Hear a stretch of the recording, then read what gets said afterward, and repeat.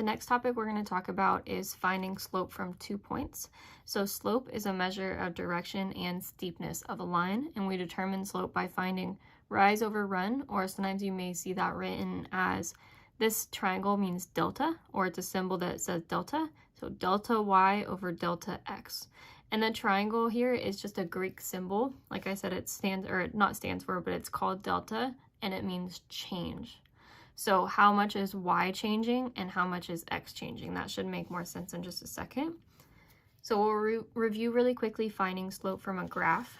So if I want to find slope from a graph, we'll say m equals, you can either write rise over run or change in y or over change in x. So you'll hear me start to call this triangle change right away, and that's fine. So we'll start with the graph. We'll just say from rise over run, and then we'll start transitioning to change in y over change in x. Because sometimes that makes a little bit more sense when we're just writing slope given points.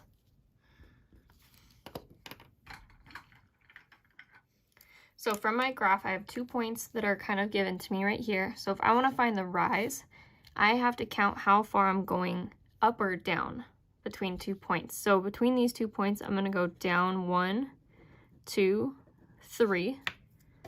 So my rise is -3.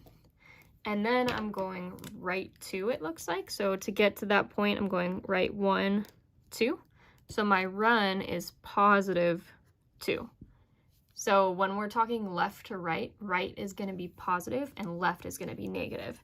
I think everybody gets that down would be negative versus up would be positive for up or down.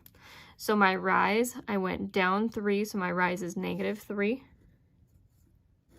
Over my run, I went right 2, so my run is 2. So my slope is -3 over 2, or -3 halves. If you ever end up with a fraction that can be reduced, you should. But this one can't be, so we can leave it like that. Always leave it as an improper fraction though. Don't change it to a mixed number or a decimal. Okay, so example 1, finding slope from 2 points.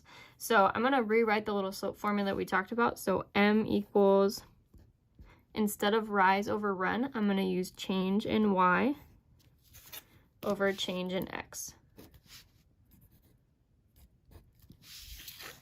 So change that triangle y over triangle x means change in y over change in x. So we have to find the change between the 2 x coordinates and the 2 y coordinates. So remember, the x coordinate in each point comes first. So this is x, y, and then x, y.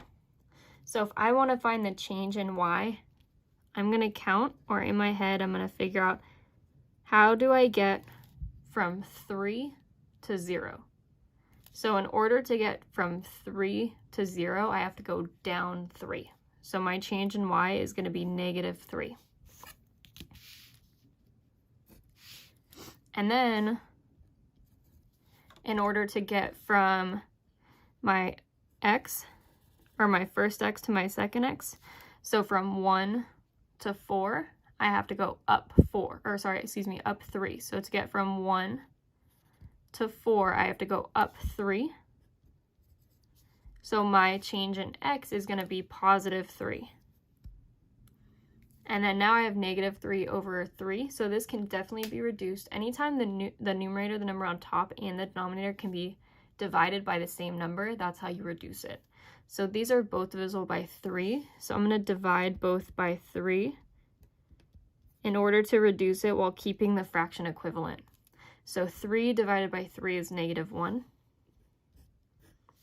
-3 divided by 3 is -1, since we have a negative divided by a positive. And then 3 divided by 3 is 1. And then lastly, if you ever end up with a slope that has a 1 in the denominator, you don't have to write that as a part of your final slope. So we can just write -1. So m equals -1.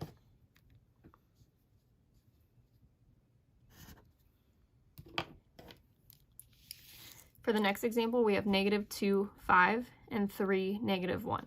So for finding slope, m equals change in y over change in x. So if I want to find my change in y, I have to count how do I get from my first y coordinate from my second. And it's really important that we always start from the same point. So if we find our first y here, our first x needs to be here as well. So my change in y is going from 5 to -1. So to go from 5 to -1, I have to go down 5 to get to 0, and then down 1 more to get down to -1. So my change is -6. So one more time, to get from 5 down to -1, I have to go down 6. So my change in y is -6 over my change in x.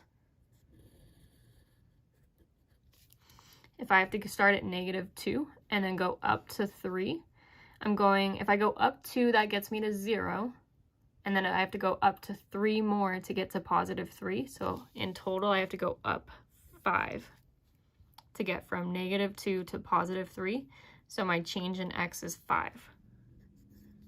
So now I have -6 over 5, but 6 and 5 can't be divided by the same number, so this fraction can't be reduced. So that's your final slope, is m equals -6 over 5.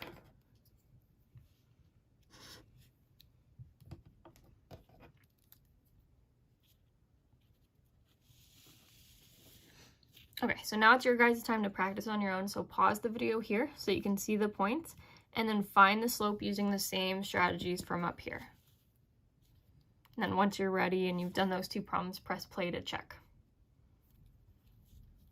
So for A, -2, -3, and 6, -1. So if I'm finding slope, it's m equals change in y over change in x.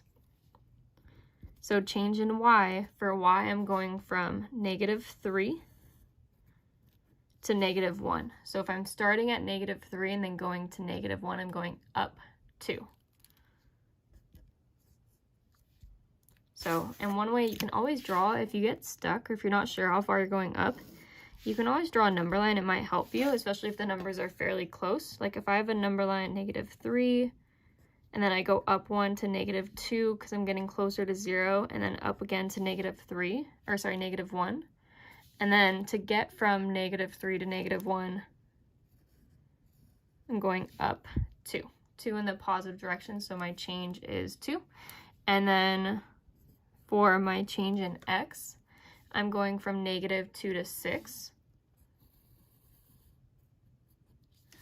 So to get from -2 to 6, I have to go up 8 because I'm going up 2 to 0, from -2 up to 0, and then up another 6 to get to +6.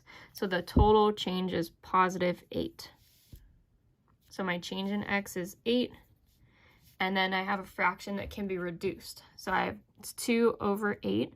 Both of these numbers are divisible by 2, so I'm going to divide both by 2 to reduce the fraction but keep it equivalent. So 2 divided by 2 is 1, and then 8 divided by 2 is 4. So my slope is 1/4.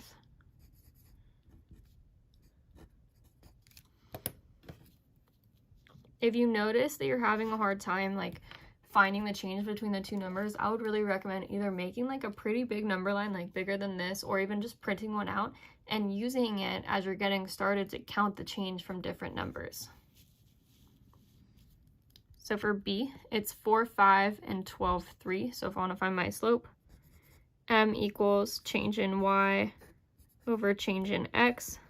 So my change in y is going from 5 to 3. So 5 down to 3, so my change is down 2 or -2. And then for my change in x, I'm going from 4 to 12. So to get from 4 to 12, I have to go up 8. So +8. And then I have -2 over 8. I promise I didn't do these the same on purpose. But so -2 to 8, we're dividing, they're both divisible by 2. So I can divide them both by 2 to reduce the fraction but keep it equivalent. So -2 divided by 2 becomes -1. because a negative divided by a positive is still negative. And then 8 divided by 2 is 4. So this time my slope is -1/4.